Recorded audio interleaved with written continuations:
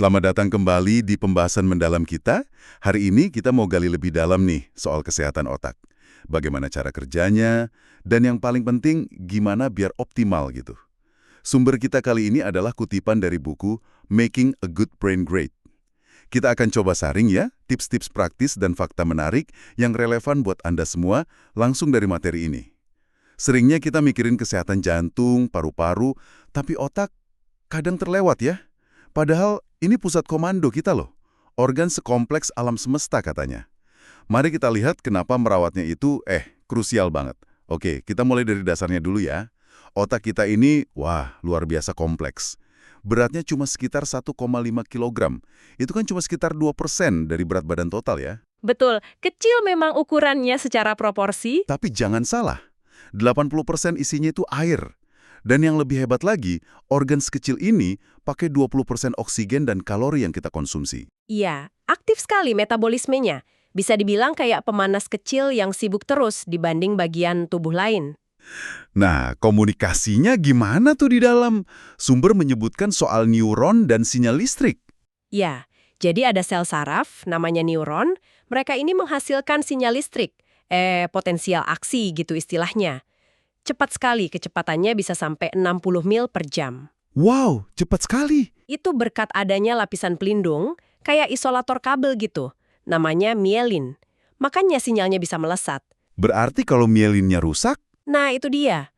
Kalau rusak, seperti pada kasus, misalnya multiple sclerosis, komunikasinya jadi lambat. Sinyalnya terganggu. Oke. Jadi selain komunikasi cepat ini, apalagi kebutuhan dasar otak? 3 hal utama. Bahan bakar, oksigen, dan stimulasi. Uniknya bahan bakarnya ini spesifik banget, hanya bisa pakai glukosa. Oh, hanya glukosa ya? Bukan yang lain? Iya, utamanya glukosa. Terus, oksigen yang cukup. Dan aliran darah itu vital sekali. Kalau suplai darah berhenti, sekitar 8-10 detik aja kita bisa langsung kehilangan kesadaran. Sebentar itu ya? Nggak nyampe semenit. Makanya pasokan darah yang lancar dan konstan itu sangat penting. Yang menarik juga, tadi sempat disinggung, otak itu nggak statis ya. Dia berkembang terus. Gimana penjelasannya di sumber? Betul sekali. Sumber menyoroti perkembangan di masa kecil itu luar biasa pesat. Koneksi antar neuron bayi itu bisa berlipat ganda loh di usia 3 tahun. Jumlahnya malah bisa 2 kali lipat orang dewasa. Banyak banget. 2 kali lipat? Wow! Tapi setelah itu ada proses namanya pemangkasan. Jadi koneksi yang jarang dipakai ya lama-lama hilang. Kayak prinsip use it or lose it gitu. Oh, jadi yang nggak terpakai dibuang ya? Efisiensi. Teks prefrontal atau PFC. Ini kayak CEO-nya otak kita. Yang buat mikir, merencanakan, gitu ya? Tepat. Nah, bagian ini terus berkembang sampai usia pertengahan 20-an. Lapisan mielinnya terus menebal, kerjanya makin efisien. Pantesan, katanya orang lebih matang di usia 25 dibanding pas remaja ya? Nah, itu dia penjelasannya secara biologis. Bahkan sumber menyebutkan perusahaan asuransi mobil aja tahu ini. Premi sering turun kan di usia 25 karena dianggap risiko kecelakaannya lebih rendah. Iya juga ya, logis. Nah, ngomongin risiko, ini nih bagian penting. Sumber menekankan banget soal melindungi otak. Bukan cuma dari cedera berat, tapi juga yang ringan, yang sering diabaikan, sampai disebut epidemi senyap. Maksudnya gimana tuh? Lupa. Kok bisa? Sumber kasih contoh, ada orang baru ingat pernah jatuh dari jendela pas kecil, atau kepalanya kebentur keras pas main bola, itu setelah ditanya berulang kali oleh dokter. Padahal dampaknya bisa numpuk. Jadi Efeknya kumulatif ya, bisa baru terasa nanti-nanti. Betul, dan sumber juga menyorot tuh bahaya benturan berulang. Kayak misalnya menyundul bola dalam sepak bola. Kelihatannya sepele kan? ya biasa aja kayaknya. Tapi studi di Norwegia dan AS katanya menunjukkan pemain dewasa yang sering nyundul bola, apalagi pas latihan rutin, itu bisa mengalami gangguan. Gangguan atensi, konsentrasi, memori. Wah, serius juga ya dampaknya. Makanya melindungi kepala itu penting di aktivitas sehari-hari. Bukan cuma pas olahraga ekstrim aja. Jadi kecelakaan lalu lintas, jatuh di rumah, itu juga jadi perhatian utama ya di sumber. Tepat sekali, hampir setengah kasus gegar otak itu ternyata terkait transportasi, mobil, motor, sepeda, bahkan pejalan kaki. Jadi sabuk pengaman, kursi anak itu krusial banget ya? krusial. Sumber bahkan bilang kalau salah pasang kursi anak aja, risiko cedera kepala bisa naik 4 kali lipat. Ngeri kan? 4 kali lipat. Jatuh di rumah juga jangan dianggap remeh, terutama pada anak-anak dan lansia. Jadi langkah pencegahan simpel itu penting. Hindari juga aktivitas risiko tinggi tanpa pelindung yang memadai. Naik motor atau ATV tanpa helm misalnya. Oke, itu perlindungan fisik. Nah, gimana dengan perlindungan dari yang nggak kelihatan? Maksudnya racun atau toksin gitu. Sumber bahas ini juga kan? Iya, dibahas cukup detil, sumber mengelompokkan jadi beberapa kategori utama gitu. Pertama, obat-obatan tertentu. Obat resep dokter maksudnya. Misalnya Vicodin, Oxycontin, disebutkan kalau dilihat pakai pemindaian spek, obat-obat ini bisa menurunkan aktivitas otak secara keseluruhan. Waduh, padahal kan sering dipakai ya? Ya, tentu kadang perlu ya, tapi penting untuk kita sadar potensi efek samping kognitifnya. Apalagi kalau dipakai jangka panjang. Mungkin bisa cari alternatif kalau memungkinkan, diskusi sama dokter itu penting. Oke, selain obat resep, Yang kedua, jelas, narkoba dan zat adiktif lain. Alkohol, kokain, metamfetamin. Terus yang paling parah katanya inhalan. Ganja juga disebut. Sumbernya bilang ada banyak sekali studi dan ribuan pemindaian otak yang menunjukkan efek negatifnya. Sangat jelas dampaknya. ini sih sudah jelas ya bahayanya. Terus apa lagi? Kategori ketiga ini mungkin agak mengejutkan. Kafein. Kafein, kopi dong. Sedikit mungkin nggak apa-apa ya, tapi kalau berlebihan katanya lebih dari 1 atau 2 cangkir kopi standar sehari, itu bisa menyempitkan aliran darah ke otak. Oh iya? Iya, jadi perlu waspada juga sama minuman energi atau soda. Kandungan kafeinnya kadang tinggi banget loh. Harus cek label berarti ya. Nah, yang terakhir, toksin lingkungan. Ini kayaknya agak susah dihindari ya. Memang lebih kompleks ya. Sumber kasih beberapa contoh. Ada merkuri, misalnya dari ikan laut tertentu yang besar. Atau tambalan gigi amalgam yang model lama. Ada juga disebut pengawet vaksin timerosal. Walau ini katanya kontroversial ya. Sumbernya bilang less is more aja, hati-hati gitu. Jadi lebih baik mengurangi paparan kalau bisa ya. Betul. Terus ada juga pemanis buatan, aspartam misalnya. Sebagian orang katanya bisa bereaksi negatif, lalu paparan asap cat, pelarut kimia. Intinya sih bukan buat panik ya, tapi lebih waspada aja. Pilih ikan yang rendah merkuri, ventilasi bagus pas ngecat, baca label. Minimalkan paparan sebisa mungkin. Oke, otak udah dilindungi dari luar. Sekarang gimana cara memupuknya dari dalam? Nutrisi ini pasti penting banget. Banyak ya saran di sumber. Banyak sekali. Tapi inti pertamanya itu simple banget. Minum air putih yang cukup. Air putih? Sesederhana itu? Iya, ingat kan tadi otak itu 80% air. Sumber merekomendasikan sekitar 8 gelas besar atau 2,5 liter gitu per hari. Dehidrasi ringan aja udah bisa bikin mood jelek, susah konsen. Oke, catat. Hindari minuman manis dan berkafein berlebih juga berarti ya. Betul, pilih air putih atau teh herbal tanpa kafein. Kedua, soal kalori. Kualitas itu lebih penting dari kuantitas. Sumber bilang makanan itu bisa sekuat obat efeknya. Maksudnya? Hindari pola makan yang tinggi karbohidrat olahan, kayak roti putih, nasi putih berlebih, juga lemak jahat dan kalori kosong dari makanan minim gizi. Hati-hati juga sama porsi jumbo yang sering ditawarkan di restoran cepat saji. Terus soal keseimbangan makronutrien gimana? Protein, lemak, karbohidrat? Nah, ini kuncinya, seimbang. Sumber sarankan ada ketiganya di setiap makan utama, bahkan cemilan. Protein itu penting. Protein dari mana contohnya? Dari sumber yang rendah lemak ya, ikan, unggas tanpa kulit, telur, tahu, tempe, kacang-kacangan. Fungsinya buat stabilkan gula darah, jadi nggak gampang ngantuk atau brain fog setelah makan. Plus protein kan bahan baku sel saraf. Ada studi tikus juga yang dikutip, penting banget protein buat otak, lebih stabil.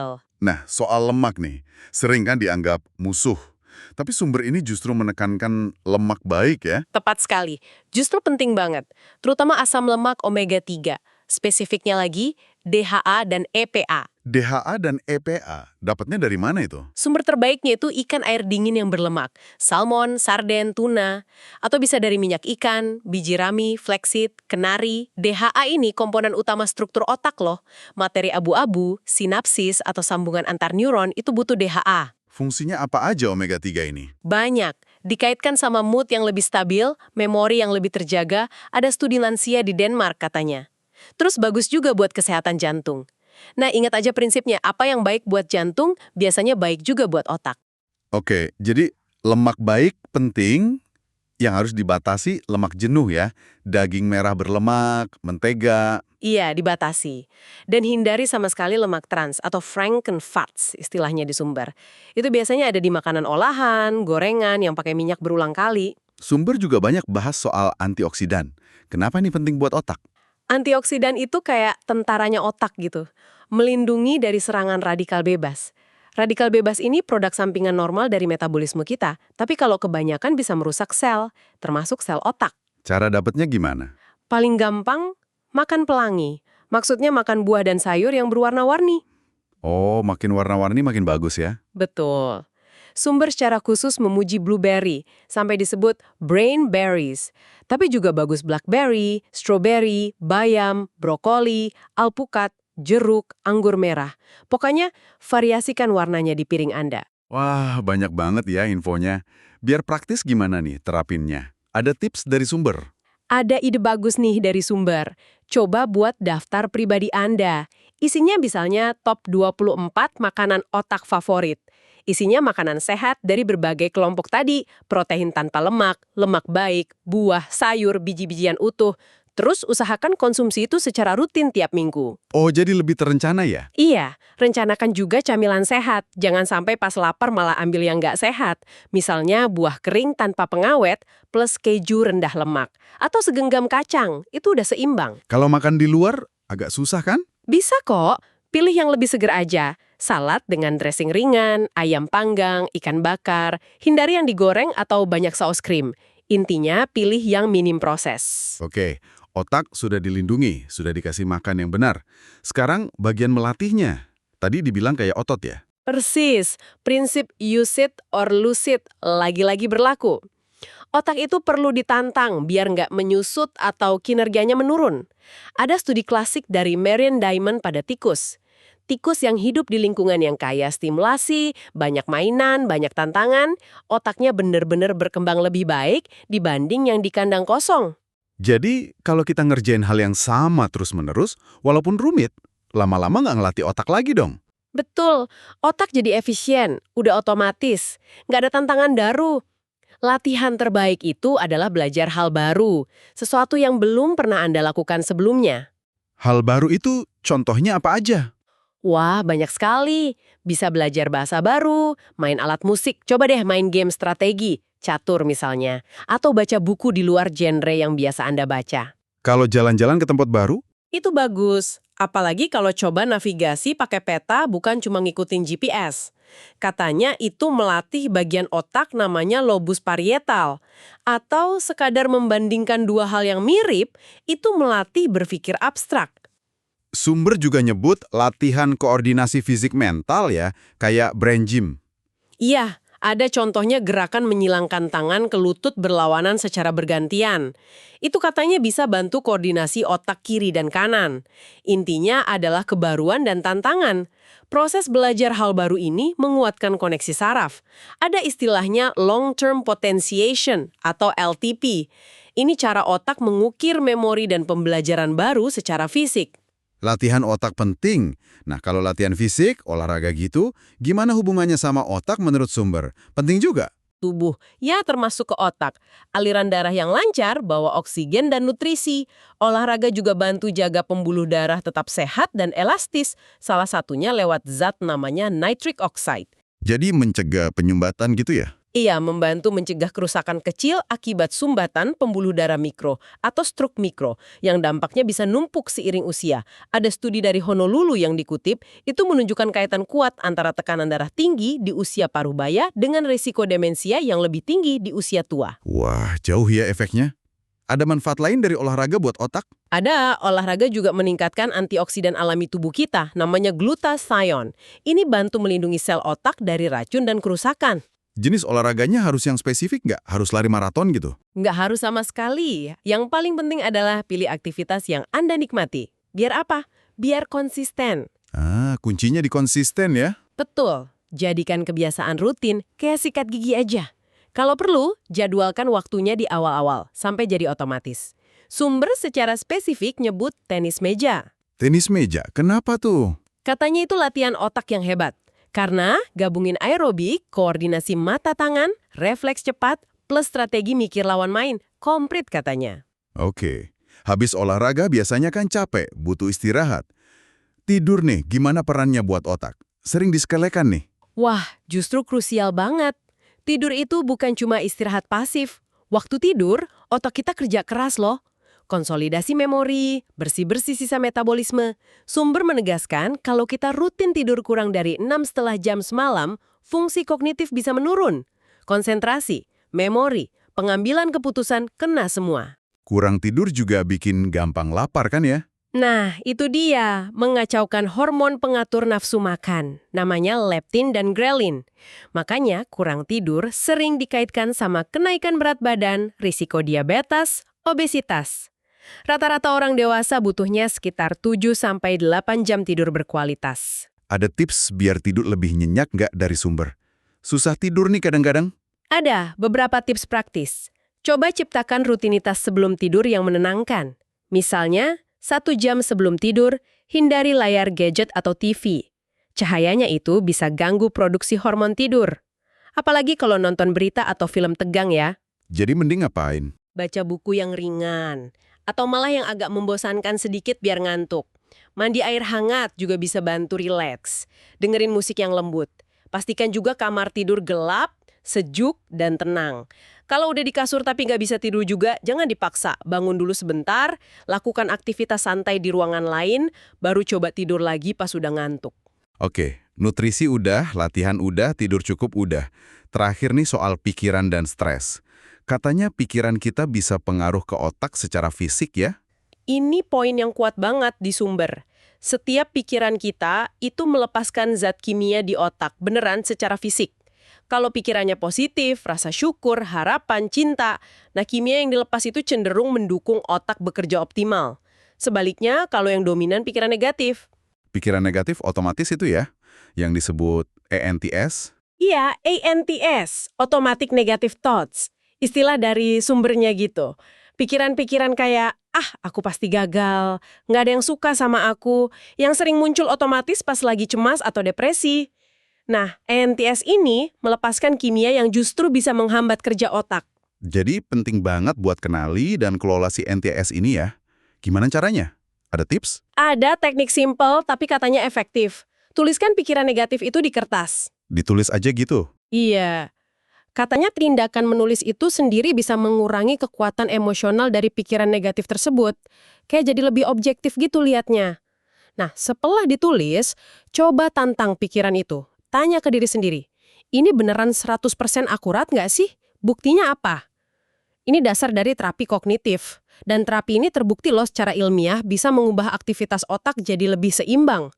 Ada studi soal fobia laba-laba yang dikutip sumber. Jadi mengubah cara pikir itu benar-benar bisa mengubah otak kita. Menarik.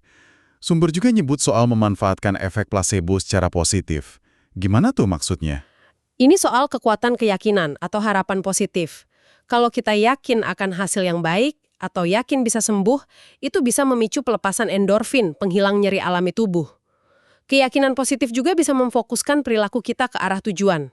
Sumber kasih alat praktis namanya One Page Miracle. Apa itu? Tujuan-tujuan spesifik yang positif di berbagai area hidup. Hubungan, kerjaan, keuangan, pengembangan diri, terus dibaca setiap hari. Ini bantu memprogram otak dan mengarahkan tindakan kita untuk mencapai tujuan itu. Fokus pada apa yang diinginkan, bukan yang ditakutkan. Oke, terakhir banget nih, stres. Stres kan nggak selalu jelek ya, kadang memotivasi.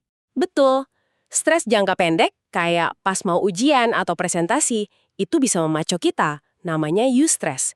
Yang jadi masalah itu stres kronis. Stres yang berlangsung lama, berhari-hari, berminggu-minggu, bahkan bertahun-tahun. Kenapa stres kronis berbahaya? Karena tubuh kita jadi terus-menerus memproduksi hormon stres, terutama kortisol. Kalau kadar kortisol tinggi terus dalam jangka panjang, wah banyak dampaknya.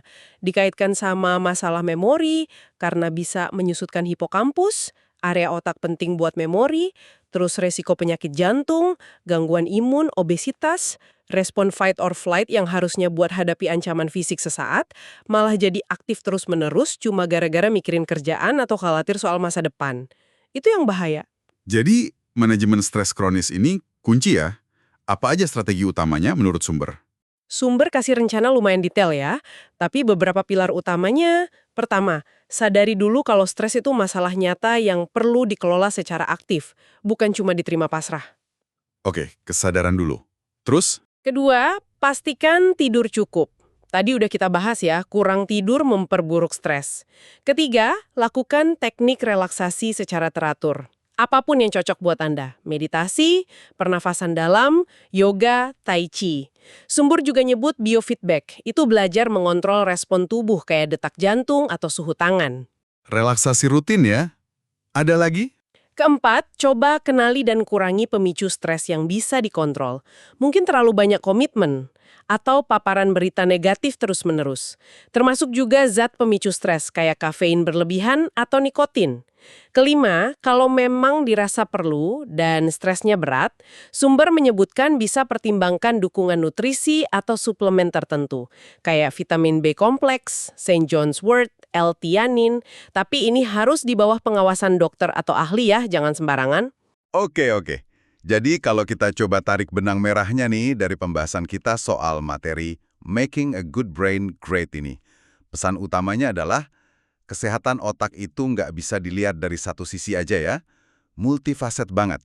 Harus dilindungi dari benturan, dari racun, dikasih nutrisi yang pas, minum cukup, fokus ke lemak baik omega 3, banyakin antioksidan dari buah sayur warna-warni, terus otaknya juga harus terus dilatih dengan belajar hal baru, badannya juga dilatih dengan olahraga teratur, tidurnya dicukupin, dan yang nggak kalah penting, kelola pikiran negatif sama stres. Komplit banget ya. Benar sekali. Ini pendekatan holistik gitu ya. Dan satu hal lagi yang penting banget ditekankan sumber, disebut sebagai prinsip ke-6 kalau tidak salah, masalah kognitif atau emosional kayak ADD, cemas, depresi, itu nggak bisa dianggap gangguan tunggal yang solusinya satu untuk semua. Kompleks dan sangat individual. Maksudnya? Ya, setiap orang itu unik, otaknya unik. Jadi pendekatannya harus disesuaikan sama kondisi spesifik otak individu tersebut. Bukan cuma berdasarkan gejala yang kelihatan, perlu dilihat gambaran besarnya. Sumber bahkan menyarankan untuk cari ahli yang kompeten, yang mau melihat lebih dalam, bukan sekedar yang ada di daftar asuransi. Dan ingat, optimalisasi otak ini proses berkelanjutan, bukan sulap semalam jadi. Perlu komitmen jangka panjang. Nah, sebagai penutup nih, mungkin ada satu pertanyaan buat kita renungkan bersama, buat Anda para pendengar juga. Setelah mendengar semua ini, menyadari betapa eratnya kaitan kebiasaan kita sehari-hari, mulai dari apa yang ada di piring, cara kita bergerak, cara kita tidur, sampai cara kita berpikir dengan kesehatan otak kita. Kira-kira, satu kebiasaan kecil apa, sekecil apapun itu, yang bisa Anda mulai ubah atau mungkin tambahkan dalam rutinitas Anda minggu ini, sebagai langkah awal investasi untuk otak yang lebih baik di masa depan? Silakan direnungkan.